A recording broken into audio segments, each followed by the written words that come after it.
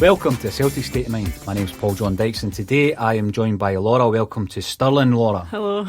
We're joined also by Paul. Paul, I got to know you when we both played at Celtic Park. Aye. Tell me about it. It was a class day, some experience. I don't think it really sunk in until afterwards or whatever kind of thing, because I was kind of shiting it. I was going to play so bad. And I didn't have the legs in me for it, whatever. I'd not played football in so long, so a couple of months or whatever. But aye, it's good. It's a good experience. You done all right, mate. Let me tell you, I'm probably twice your age, so I was a bit worried as well. But I just thought to myself, the whole experience is why I'm there. And I found myself looking at the different areas of the stadium that I've had season tickets in, and looking at the flags, and then somebody would pass me the ball, and I was just like, it's great. What a size of pitch, eh? Aye. Oh, coming out in the pitch at the start is like the first game that I went to, like Celtic Park or whatever, when I was a wee guy. I mean, coming out the corner and being like, oh my god, the scale of this kind of thing, like thinking it's a wee guy, and then getting onto the pitch, the size of it, you feel the distance, and even try to run on it or whatever, get in the wings, you're just knackered. Aye. Well, the way I look at it, Paul, 9 years ago I embarked on writing a book. Aye. And I decided I'm going to write one Celtic book, and that's it. And that's my contribution to the history, because I love the Celtic history. And it just kind of developed from that. Another book came along, and etc. It's just kind of, I've had no idea where it's going. And then it has culminated in me running on the pitch at Celtic Park and kind of looking about. And the size of it is incredible. And we've seen guys pinging, you talk about playing a 60-yard pass. Aye. I just couldn't do that. Aye. I could not hit the corner flag with that ball. It's just huge. Honestly, the scale of it's incredible. And when you think back to Van Dijk, even remember Gary Caldwell used to do it, not always to a player, but he would he would just, and you just think, how do they do it? These guys must be monsters, Aye. During that game, I think 5 minutes in, there was a big penalty shoot. What was your memories of that? Because we were in opposite teams. I seen it from about 2 metres away, and it was you handling the ball, throwing it away. Aye. I think I was the one that complained the most about it. I seen it right up close. I had a Mitre Delta stamp on my arm, and the ref just waved play on, and it was great. So we had the green and white our team had the green and white hoops. We were playing Paul's team. You had James English. Who else was in your team? You were saying there was Mikey from Tijuana Bibles, the drummer. I think who else was in that one actually? Who else do we have? You had Simon Donnelly. Made some good passes. He done a bit. Moved around the centre. Who else do we have? We had Kieran Tierney's cousin was on it for some reason. I don't know how he got into it. I don't know if he worked his way in. He was a good laugh. I had a premonition and I snapped him, and I was booed at the time, but people are now thanking me for it. When was this again? May? Aye, it was May. It was brilliant. Honestly, it was just like the best experience ever, just to run out through that tunnel into the park, and it was just fantastic. And then they gave us our strips at the end of the game with your name and your number on the back. What was your number? I just stuck 93 in the back for my birthday kind of year. I felt like such a wee guy, because when they put it on, I was like, I want to stick to maybe 7 or something, but I was thinking everyone in this field's going to be 7. There was loads of 7s. Aye, everyone was like a 7, and then I was like, alright, I'll stick Dockery 93 in the back. And then as soon as I put it down, I was like, I feel like such a wee boy. I feel like a wee guy with this top on, but it was a belter. No, it was good actually. You put yourself out there on social media. Aye. In a big way. Explain to everybody who's listening, if they don't already know what you do, explain it to us. Do you even know what it is? It's incredible. Well, I do videos and that. I think for a long time people thought that I was just an idiot though. People just thought I was a guy that was just like, that was me. Because that was the kind of thing, when I first put them up for a bit, I got a lot of like people wanting to fight me and stuff like this. But I think as soon as people realised that I was just like that wasn't me, which was weird. I don't know what the thing was that people wanted to fight with a guy that they thought was a bit like a bit daft. They thought it was a bit of an idiot or something. They wanted just to fight me for it, and then after they realised that I'm just like, I don't know, the other stuff, I'm a kind of normal enough person, then they were like, alright, that's fine, don't want to fight with me anymore. But I put a lot of videos and daft kind of wee I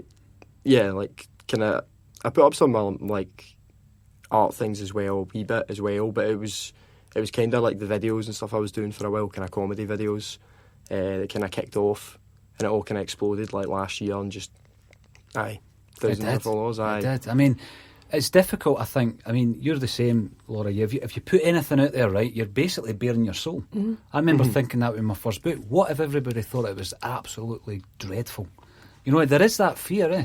So it takes a wee bit of kind of bravery to put anything out there. It's important, though, you know, value yourself on people's opinions, though, and that's not your self-worth due to other people's opinions. Whether it's good feedback or bad, I don't take it in, because you could get loads of like positive stuff and it can make your head go big. With regards to your video then, Aye. Talk to us about the first time you put something like that. 'Cause it's brave, as I say, it's brave. It could die, but then obviously you got this huge kind of reaction from it. How did you do it? Was it just off the cuff? Was there any, you know, how did you work that out? Well, I was making wee videos for a while. Like, I put a few daft other kind of things on, and then the kind of thing you're saying about like the fear of it or whatever was like, it happened so kind of abruptly at one point, where I was putting videos up and it was whatever, and I wasn't even that bothered about it. I was just like putting videos up and then like going to work and things like that, and just like going into uni or whatever, and then coming back and it was a few kind of like maybe a few likes on it or whatever. But then I put up some videos and they just got a lot of kind of like a big feedback in some of them kind of thing. Like, but it just happened kind of overnight on maybe about 2 or 3 videos, and then I didn't really have time to react on it in a sense kind of thing. Like, if I knew it was going to be such a big thing, then I probably wouldn't have thought about it. Well, it was going to get such a response or whatever, then I would maybe have felt a bit more about it. But I just kind of, my phone just started buzzing or whatever, and then I was like, I'm just going to turn this off and just get back to the uni work or whatever. But aye, so it kind of didn't really hit me at the time until a wee bit afterwards or whatever. But it's been good fun. Like, it's a good laugh, and it's kind of like things like the Celtic Park thing we've just said or whatever, things like that I've came out of it are the kind of things that I was quite like excited about, and it's just fun doing these things and getting these things out of it, really. But it's all just a laugh kind of thing. Aye. I think it is interesting what you say earlier, Laura, about the social media. We're into a generation now where people are judging themselves with reaction. Anything I ever get, and I see it as a byproduct of writing a book or doing a podcast, and you're at Celtic Park or whatever it is, I just lap it up. I never take it too seriously, because I just think this is just mad that I've been asked to do this. It's great. Or when you meet an ex-player that you've paid to watch in the past, and they're just or going to pick them up in your car, and you're tidying your car up before they get in, picking up all the Starbucks empty lids and all that kind of stuff, because Danny McGrain's getting in your car, and the place is stinking because my football boots are still in the boot for that game in May. And I didn't take it too seriously, because you never know when people won't be interested in the slightest. You know, it might be after this podcast, Paul, that folks stop listening. So you mentioned before that animation, art, you're a creative guy. Was that really what you had planned to do? That's what you trained to do? Is it kind of gone in a different direction with the comedy? A wee bit. Well, that was what I was trying to do in the first place with it. I was trying to make like comedy videos, like comedy animation kind of stuff. There's a few kind of like, there's a guy, Davey Swatpaz he's called. He's like a Scottish animator, and he does these kind of silly, surreal things. He's quite funny.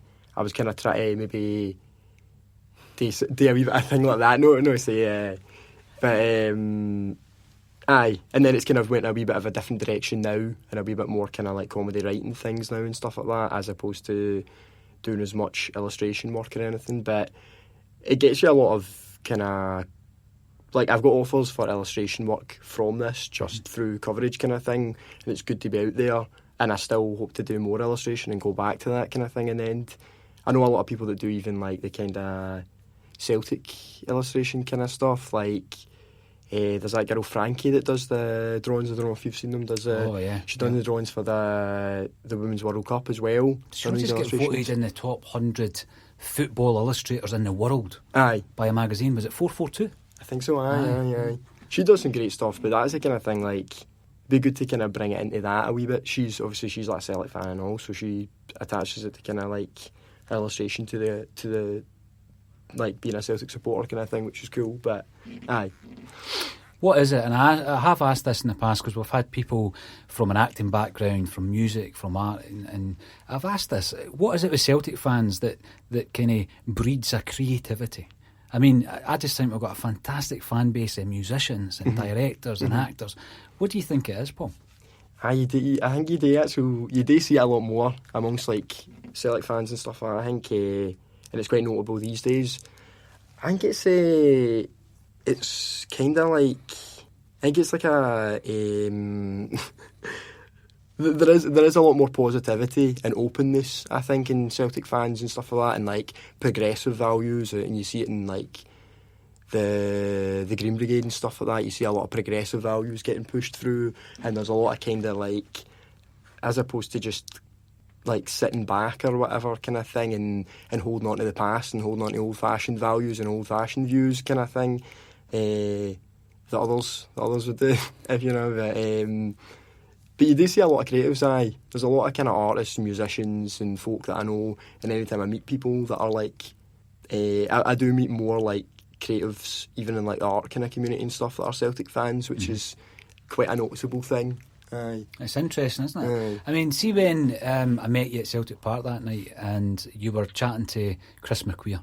Now, Chris has been in here, he's done the podcast, he's going from strength to strength. How did you meet up with Chris, and what do you think of his work? His work's fantastic, isn't it? He's class, he's done something good. I think even he talked about coming from quite a rough area, and he kind of was like in an area where I think he done some newspaper article about it one time, an interview where he kind of said about coming from a rough place where it was a lot of kind of like burnout guys and guys that didn't do much, and he kind of was a bit like, he's kind of like made his own thing for himself and decided that he wanted to kind of do something progressive and kind of forward kind of thing.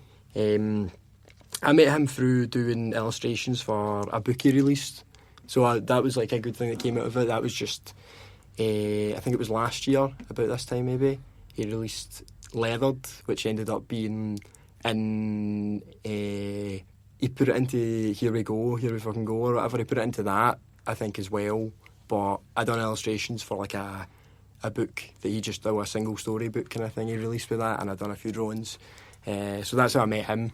He ended up booking it on the night of the Champions League final, which was like, that was the launch night, and he had like Subway booked out, so I only realised like 3 days before or something, and I was like, what a fucking idiot. he said to us like, oh, actually, I just realised this, and it was like Real Madrid Liverpool final. Oh, and I was like, oh fuck, I'm completely missing it. It was like, he must have got a deal on it or something. They must have said, we'll give you this night cheaper or whatever, and he was like, oh yes, I'll do it. And then he realised afterwards it's Champions League final, so we're sitting down in essentially like a basement, like a total bunker kind of thing, and we can't even check the results. It was a good night. It was a good night. I seen him do like released his book. He done some like, read some stories, talked about a few things, had some other people up doing some like music and things as well. Really good night. But coming out for Subway that night, coming up the stairs, checking the results and seeing the score and seeing the Carius Howlers and all that stuff, and the TV was like coming out like a bomb shelter or something, just back to something mental that just happened. Back to an age where you couldn't check everything on your phone. Because you mentioned earlier you wore the number 93, and I think there was a gasp over at this side of the room. I'm thinking 93, I remember that. I mean, 93, I was at high school. I was at high school in 93, and I can think back to an era where we just didn't have that. We just didn't have that instant access to information. And I found myself recently being asked a question and you automatically go and check it, and you're like, no, let's think about this. I know this. You get lazy, don't you? Because it's all there at the touch of a button.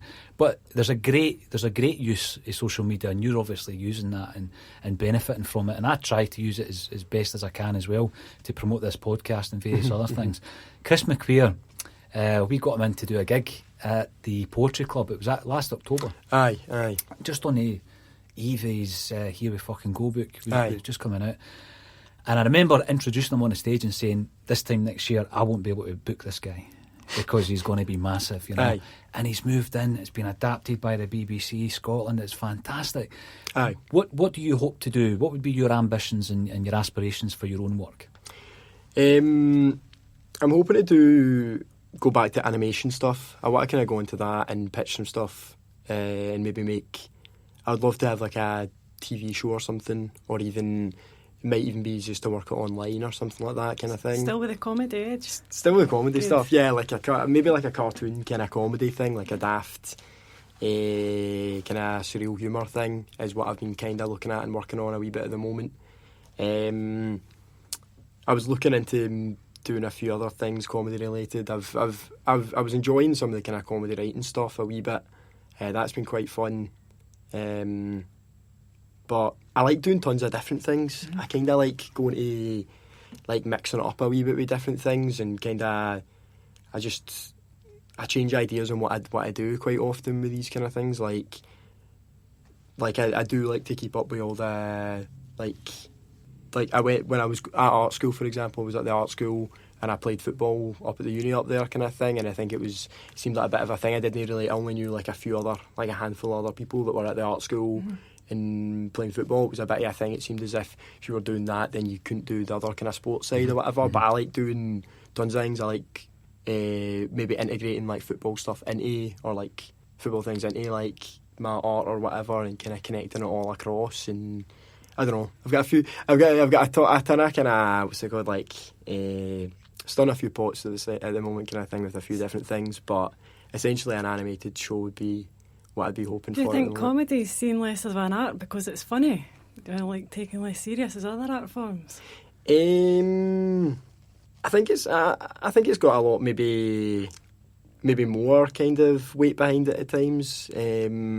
Comedy kind of stuff, I think, compared to like sometimes with art. I think sometimes art stuff is a bit like, I think anyone that does any kind of things like comedy or artwork or whatever sometimes gets like asked to do stuff for free or whatever kind of thing. Sometimes you get offered, do you want to do this, do you want to do this kind of stuff. And I think there's some comedian folk that have said kind of things like that as well, kind of thing, where they're kind of like slaving away at something and they're not really getting in and out of it, whilst it's kind of like they have to chase up all these leads and do things for free at times and stuff like that, in the same way that art gets as well. So yeah, I'm not too sure that either's like ahead of each other, but I think both can sometimes get underappreciated in certain business kind of things, really.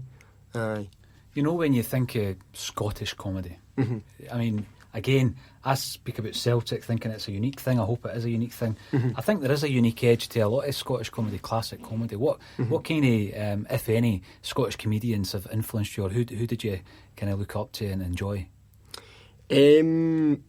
Well, I was saying I'm a massive fan of Davy Swatpaz, who does this animation thing. I think he's really funny. He recently, one of the big things for me was like things like he followed me on Twitter at one point, and it was like, and he occasionally like liked some of the pictures, like the illustrations I put up, which I was really excited about. I think he's really funny. He's got a bit like a kind of cult following, and he does a lot of big things as well. He is very known in certain ways, but a lot of people, you show them the video and his videos, and then they're like, oh, I've seen him, I know him kind of thing, but they wouldn't maybe necessarily just know the name straight off. Obviously Limmy's great as well, and he's been around for doing stuff for so long, and he's really good for the kind of surreal Scottish kind of stuff as well. But there's a lot of comedians at the moment, like stand-up comedians. I've been trying to go to shows and stuff, especially since I've been back in Glasgow. There's like been good friends with Stephen Buchanan. He's like a stand-up comedian guy he's actually from like Clydebank, like doing my bit kind of thing, and I went to school with him, but he does like, I go see him quite often, and he's part of this kind of comedy group where it's like Mark Jennings, Chris McArthur-Boyd is very funny as well. I went to see them the other night with Susan McCabe, actually. Susan McCabe was on and she was great. And Friend of the show, aye. I just think there is really a burgeoning kind of pot of talent in Scotland. Be that spoken word, live music, comedy. It's fantastic to speak to guys like yourself who are just overflowing with ideas and creativity. And I think Chris stated that day he was in here, he wanted to go into the TV. He had a very, very, he had a vision, and he's stuck to it, and he's achieved it. It's great to see him achieving that. But as I say, he just stopped answering my phone calls, and he's blocked me on Twitter and that kind of thing. So, you know, he's got to that stage where he just doesn't want to know about us.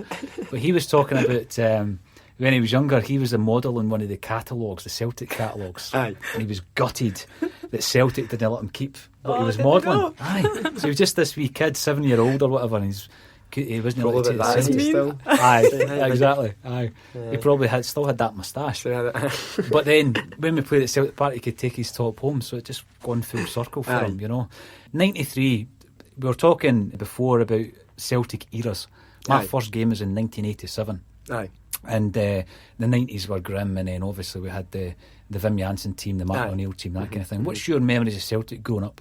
Well, I kind of caught a bit of the Martin O'Neill. I still caught a bit of that, but there was a point where I was or maybe I was a bit young for some of it kind of thing. I seen the kind of tailwind of that, I seen the end of that kind of thing. But for me, the time period for me that was like, I really was like, really got into it kind of thing, I think was like 2004 through 2010 kind of thing. There was a point there when I was in like high school or whatever, and it was all the kind of like Gordon Strachan, Arthur Boric and all these kind of guys, Nakamura, things like that I was really into. As we were saying earlier on, Gary Caldwell was around at that point, pinging balls, the best ball playing centre back or whatever in Scotland. I got into it a bit then. I think it was like there was a point when I was in school and all the schools around us were like Catholic schools. There was like 2 Catholic schools in the area. There was a non-denominational school which my parents sent me to or whatever. They weren't bothered about like putting me to a Catholic school or whatever kind of thing. So it ended up just me with tons of Huns, and it was like 6 Celtic fans. Everyone else in the school was just Huns. Like school. Is it? Aye. Is that what you read? No, I went to Bathgate Academy, so there wasn't very Celtic fans there. They were all Jambos. Was that a good mix? At my school, so they were all Huns as well. Mainly Huns, but a good mix of Hearts and Hibs, and it was pretty tasty sometimes. Pretty good. But it's good. I don't know. Does that make you even more determined to be a Celtic fan because you're galvanised because you're kind of an outsider, you know? I think there's like. I was pals at like I live in an area which is all like quite a lot of Celtic fans or whatever in it. But just the school I went to was just like on, so it was like I was pals with tons of Celtic boys outside and stuff like that. But just it was like if you lost an Old Firm, then you came in and they were all getting in your face, laughing at you, trying to get wide with you about it. And then if you won an Old Firm, then they were all coming in just arguing about it and stuff like that, shouting. And it was just like you couldn't win on it. Like you knew after, like if you lost in the weekend or whatever, you'd come in and then they'd be all trying to come up to you and laugh at you or whatever, and then things like that. And you're just like, it did pure piss me off when I was in school with that. Like, there was a few ones, like even the Arthur Boric when he blessed himself, that kind of thing. I mind that being, oh my god, I felt with all my pals that bloody week or whatever, 2 weeks or something, just arguing with them about it because they were all going, that's sectarian for him, and I was like, it's fucking, you can't go see a religious symbol go mental and then say that fucking they're being sectarian. Like, just things like that, it just drove me mental. Just things like that, fucking. And through that time period, I was just like, I fucking this kind of galvanises you as a Celtic fan kind of thing, just having to go with that all the time and fucking aye. But there was a lot of good players in that time period, and a lot of players that were memorable Celtic players, like Nakamura, for example, Boric or whatever, kind of things like that, like Hooper and all this kind of stuff that came in, all these kind of guys like that, quite memorable players or whatever. And Samaras, he was gorgeous, eh? Sammy, aye. I wasn't a massive fan at the start, right? This is one of these ones, like, I loved him when he went, right, and I did. I mean, I loved him. I loved him by the end, right. But when he first came in, I used to be annoyed by the fact, like, I hate when there's a player who's like that height that didn't get in the box. It was a long time he used to just drift out to the wing and stay quite far out, and I know he used to do a kind of wing forward kind of thing or whatever, but there was a point there when I was just like, get in the fucking box, get your fucking bit. He's no, he's, I mean, I love Sammy, loved Sammy. He liked the fag. So did Henrik Larsson, you know. Aye. Larsson was a smoker, Aye. Incredible. Aye. You mentioned earlier, one final question for you, Paul. You mentioned earlier about some flack that you got with your videos, people actually wanting to fight you. Aye. Did you ever agree to any of these scraps and just allow them to turn up somewhere random? Oh, I wanted to do that. I wanted to do that a few times. Drag them out to some random place. The toll booth in Stirling. Aye. Thought that maybe I was getting set up the day. I was like, get battered after Stirling. Now, a guy passed me in a car the day with a Rangers top on. I was like, fuck this here, I'm in the wrong place. There was a few things, there was a lot of stuff about like the teeth and all that stuff was funny, like everyone coming for my teeth, which was kind of funny, but there was a few points where I would just post like something about Celtic or something about Rangers or whatever, and it would get people mental. Like, I don't know if you've seen it, there was a thing I put up a while back where it was like a video of me like with a knife in my room, and I'm kind of doing this stupid workout as if it's a workout routine with a knife, right? But for some reason, it was like a couple of months back, it just got like, it had been there for ages, it had been on for months, and then just for some reason all these Rangers fans just picked up on it, fucking stuck it up in some like Twitter thing or whatever, and they all just went mental, and I was just getting tons of messages, just hundreds of like guys that were just like, the Rangers bear, the loyal blue, at the loyal blue, like whatever kind of numbers, all this kind of stuff. Just loads of Union Jacks, yeah. Hundreds of Union Jacks in my mentions, just things like that, just tons of boys just messaging me, getting really angry about it, and I was like, what the fuck is this? What is this? Pretty funny though, aye. It's incredible. Well, listen, Paul, it's been an absolute pleasure. We didn't set you up. We did want to hear from you. And hopefully we can meet again at Celtic Park, because I do recall that my team beat you 6-4. Aye, so we need to have a rematch. Thanks for attending today. It's been absolutely brilliant. That's been class, man. Cheers for having us. Thank you. Right, cheers.